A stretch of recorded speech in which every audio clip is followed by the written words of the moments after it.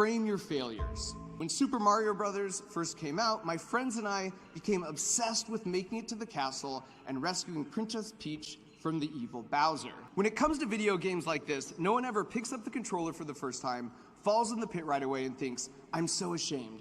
That was such a failure. I'm never doing this again. How am I gonna break it to Luigi? I murdered his brother.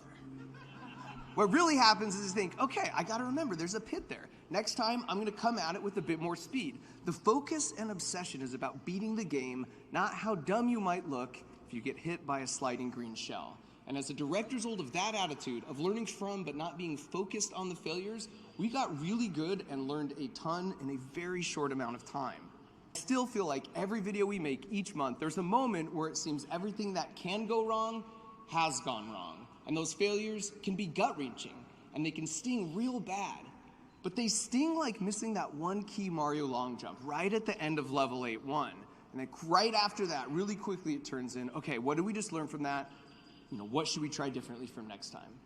And this concept of life gamification is more than just have a positive attitude or never give up, because those imply you have to fight against your true desire to quit. And I feel like when you frame a challenge or a learning process in this way, you actually want to do it. It feels natural to ignore the failure and try again. And in case you're like, yeah, but my real life would just be so much better if my top 5 challenges disappear. Would it?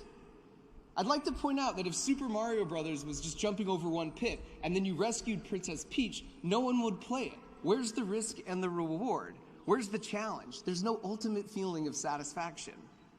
The degree you're getting today means so much to you precisely because of all the struggle and setbacks that you've had to endure. So if you want to cross the river of life, you're gonna get wet, you're gonna have to backtrack, and that's not a bug, that's a feature. Frame those failures and slips like a video game, and not only will you learn more and do it faster, but it will make all the successful jumps along the way that much sweeter. Here's a life hack I've found that really helps. Confirmation bias is when your brain ignores evidence that doesn't support your beliefs, and then it cherry picks the evidence that does. And generally, when people hear this term, they think it's a broken, unscientific way for our brains to approach the world. And this is true, but you could sort of judo flip it to your advantage.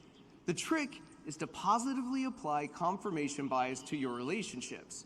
If you assume good intentions on the part of your friends and family, and you tell yourself you're lucky to have them, your brain will naturally work to find evidence to support that. That's just how our brains work. If you tell yourself that your fellow humans are inherently good, your brain will find examples of it everywhere, and that will reinforce your outlook. The opposite, unfortunately, is also true. Basically, whether you think the world and everyone in it is out to hurt you or help you, you're right. Congratulations, MIT class of 2023. You totally got this.